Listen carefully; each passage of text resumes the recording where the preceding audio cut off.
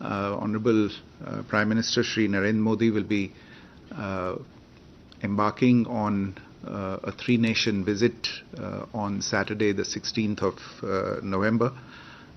He'll go to Nigeria, to Brazil, and to Guyana.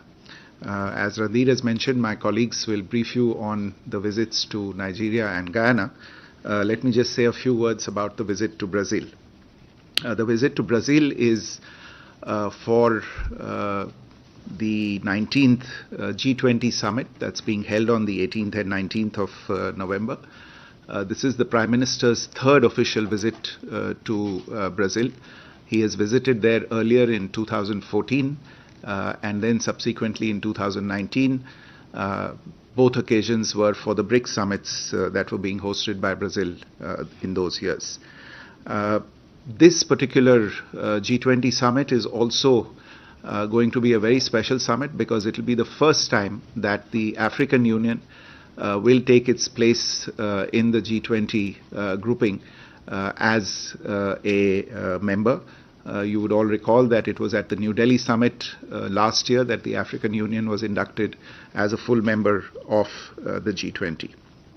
Apart from the G20 member countries, Brazil has also invited 18 guest countries, 5 each from Africa, Latin America, and Asia, and 3 countries from Europe. There are also 15 international organizations that will be attending the summit.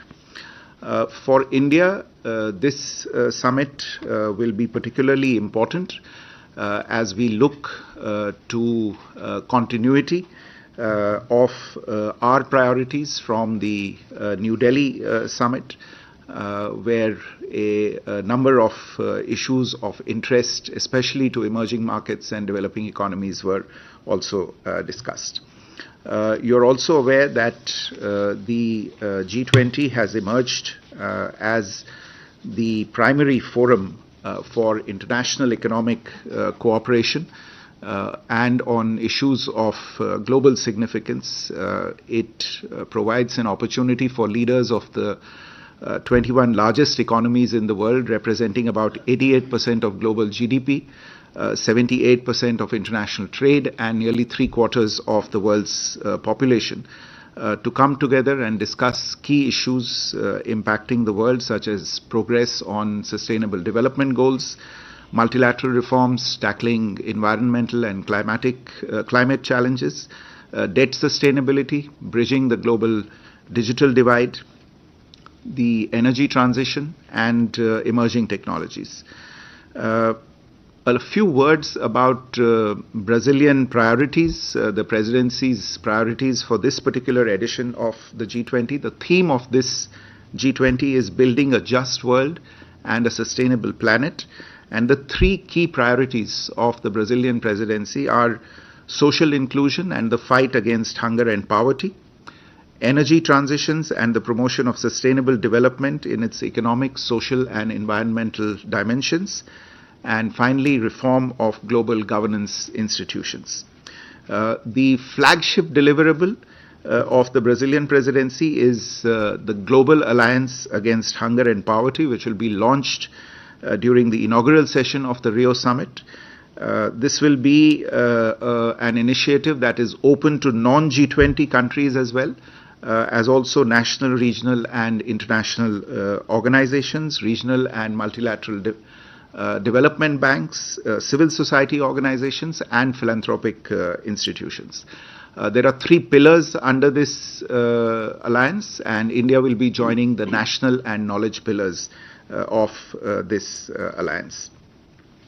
This will be the main sessions will be followed by a closing ceremony where the chairmanship of or the presidency of the G20 will be handed over by President Lula of Brazil to President Ramaphosa of South Africa.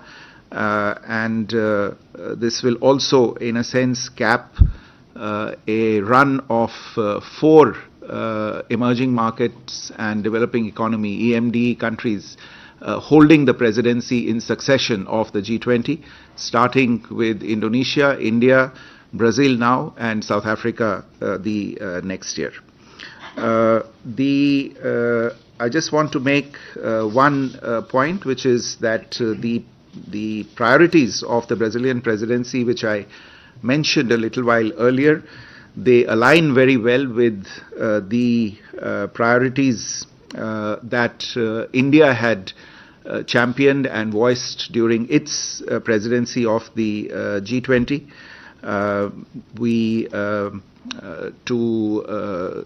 Refer to the key priority, which is hunger and poverty during this presidency. Last year at the G20, as you would recall, we had come out with the G20 Deccan high-level principles on food security and nutrition, which align with the main priority of the Brazilian presidency this year. Reform of multilateral institutions fit for the 21st century was another key priority of our presidency, and this is again being taken forward by Brazil this year.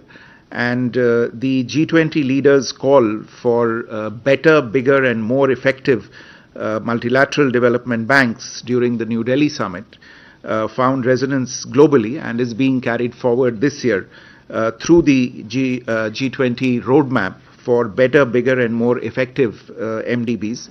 And this is a roadmap that will be endorsed by the leaders at the Rio summit. And as regards energy transition, the ambition set in New Delhi on tripling renewable energy capacity and doubling the rate of energy efficiency by 2030 are again being reaffirmed at the G20 this year. Another point of interest, which is the Empowerment of Women Working Group, which was envisioned during India's presidency, was convened for the first time this year during the Brazilian presidency, and it cemented the narrative of women-led development in the G20.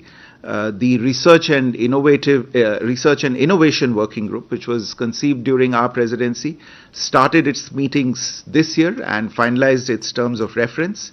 And the Disaster Risk Reduction Working Group and the Startup 20 Engagement Group, which were also initiated during India's presidency, have been carried forward this year. So the ambitious language that was reflected in the New Delhi leaders' delegation has provided the basis for many of the G20 outcome documents that have been adopted this year. Some of our flagship priorities, such as digital public infrastructure, Mission Life, women-led development, etc., have all found resonance as well as reflection in the outcome documents of the Brazilian presidency. So we look forward to a very successful and productive G20 summit in Rio. Let me stop there and have my colleagues brief you on the other aspects of the visit. Thank you. I now request Secretary Economic Relations, Shri Damu Ravi, to brief you on Prime Minister's upcoming visit to Nigeria. So over to you. Yeah, thank you, Randir, and good evening to all of you. Well, Honorable Prime Minister will be making a state visit to Nigeria from 16th to 17th November. It will be at the invitation of the President of Nigeria, Bola Ahmed Tinubu. This visit is happening after a gap of 17 years, the first visit of the Prime Minister to the West African region. The earlier visit, the last visit, took place in October 2007 by Dr. Manmohan Singh, and that was the time when both sides established strategic partnership. As you all know, the Nigerian President Tinubu visited India last year, September, for the G20 summit at the invitation of Honorable Prime Minister as the guest country, and that has paved the way for Nigeria to participate in Brazil also as an invitee country for the G20 summit. The program of the Honorable Prime Minister includes a ceremonial welcome on the 17th November at the President Villa. He will have a one-on-one meeting with President Tinubu thereafter, and then the delegation level talks will review bilateral relations, the entire gamut of it, and thereafter will also explore avenues to further expand and enhance the relationship. During the delegation talks, there will be exchange of memorandum of understandings, about 5 of them. Some of them are still work in progress, but broadly covering areas of culture, geological survey, the digital public infrastructure, customs, traditional medicine, audiovisual cooperation, so on and so forth. Prime Minister will interact with the Indian diaspora at the community event later that afternoon before he will move on to the Rio that evening. I'd like to bring the relationship into context, just to say briefly. Nigeria is a very large economy within Africa. It ranks about second or third in terms of the GDP. The population is about 220 million, which is the largest country in Africa. Both India and Nigeria enjoy strong cordial relationship for a very long time, since 1960, ever since it won independence. Relationship are underpinned by shared values of democracy, respect for pluralism, rule of law and diversity. Both the countries are multi-religious, multi-ethnic and multi-linguistic countries. And most importantly, in the recent times, Nigeria's active involvement in the African Union has increased, and we see there is a strong partnership between our two countries in the context of India-Africa Forum Summit. And the Nigeria also has become a partner country of BRICS, and it is currently holding the chairship of the ECOWAS region, that is West African region. As you all know, that India's involvement in Africa has been very long. Indian teaching and teachers have been there in that country for several decades. Our teachers have helped to teach the students of several generations in Nigeria. Our defense cooperation is very active. Our military officers have helped to establish defense institutions, particularly the National Defense Academy, the National War College in Nigeria. The Indian diaspora is very strong, about 60,000, and it is the largest diaspora in West Africa. People-to-people contacts have been very strong and enduring. The bilateral trade has been very strong also, about $15 billion close to it, and significant part of it is oil imports from Nigeria into India. We also have a strong presence of the Indian companies in Nigeria. About $27 billion in cumulative terms has been invested by Indian companies in Nigeria. 200 Indian companies involved in a variety of sectors, and Indian companies are the second largest employment provider in that country. In terms of development assistance, we have a strong partnership with Nigeria. India has offered close to $400 million of assistance, but Nigeria has used only 100 million assistance so far for various projects, particularly in the power sector. And $290 million is being repurposed for their own initiatives and their own areas of interest. The ITEC scholarships that India has offered is also quite extensive. We offer to Nigeria about 500 scholarships a year, 250 for civilian experts and 250 for defense experts who come to India for training. Since 1960s, since the ITEC scholarship were offered to them, we have trained about 27,500 Nigerian experts in India. Thank you. I now invite Secretary East, Shri Jaideep Mazumdar, to brief you on Prime Minister's upcoming visit to Guyana. So over to you. Thank you, Randhir.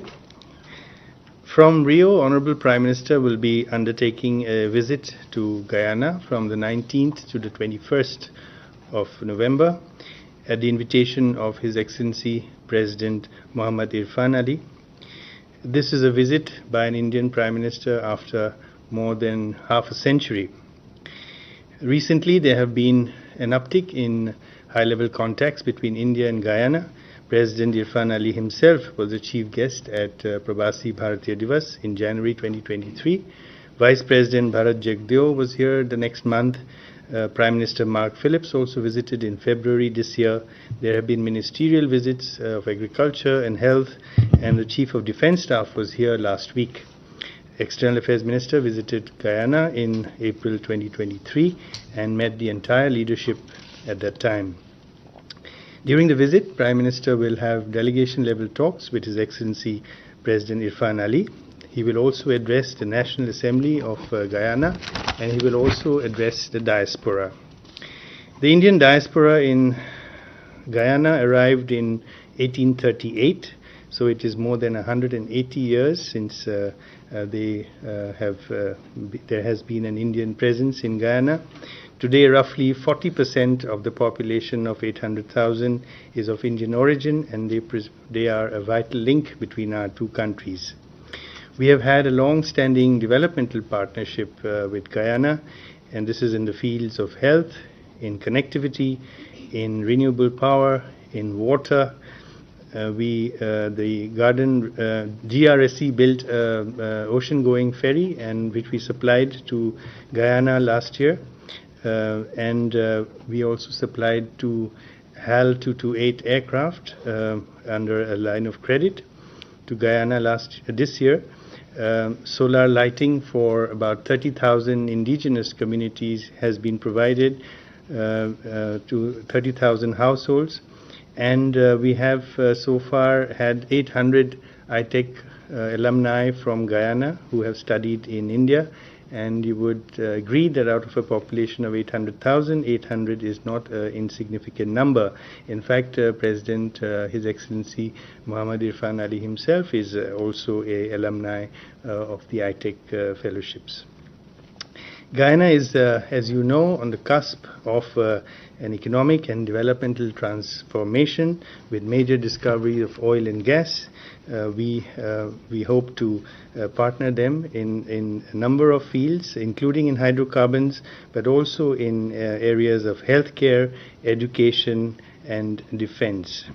It is the fastest growing economy in the world, and we will have opportunities for partnering them in diverse fields.